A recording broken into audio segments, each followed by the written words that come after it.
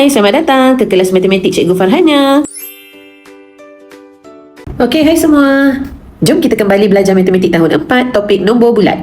Jadi hari ini, kita akan belajar standard kandungan 1.1.2 iaitu cara menentukan nilai nombor. Jadi kita akan tengok beberapa kemahiran penting yang berkaitan dengan nombor bulat. Okey, jadi dekat sini kita ada 5 perkara utama yang kita akan belajar pada hari ini iaitu nilai tempat, nilai digit, cerakinkan nombor, banding nombor dan juga susun nombor. Okey, baiklah. Jom sekarang kita tengok bagaimana kita nak belajar cara nak cerakinkan nombor. Okey, apa maksud cerakinkan? Cerakinkan ni maksud dia kita ceraikan dia. Maksud dia kita pecahkan dia. Pecahkan setiap nombor tu mengikut kepada nilai tempat ataupun nilai digit. Okey, contoh dekat sini ada 62,307. Okey, macam mana kita nak cerakinkan dia mengikut nilai tempat? Okey, macam kita tahu nilai tempat, kita akan tulis dalam perkataan. Okey, jadi kita hanya masukkan nombor sahaja di sini. 60,000, 60,000, 2,000, 300, 50 dan 7 sah.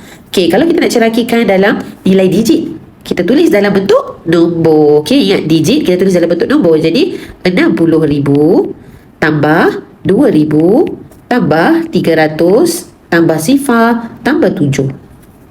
Okey. Baiklah, jom kita cerakinkan lagi satu nombor.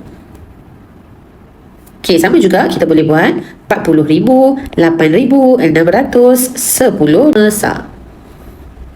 Okey, mengikut nilai digit, jangan lupa digit kita tulis dalam nombor. Okey, jadi kita tulis 40,000 tambah 8,000 tambah 600 tambah 10 tambah 5 sah.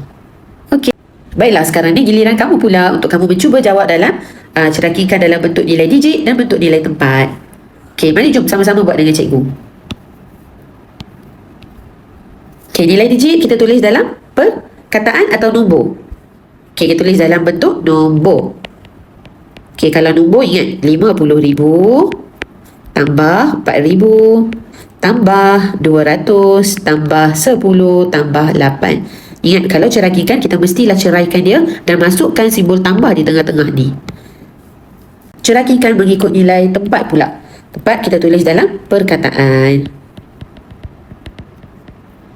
Okey, 70,000 tambah sifar 1,000 tambah 400 tambah 30 tambah 6 sah.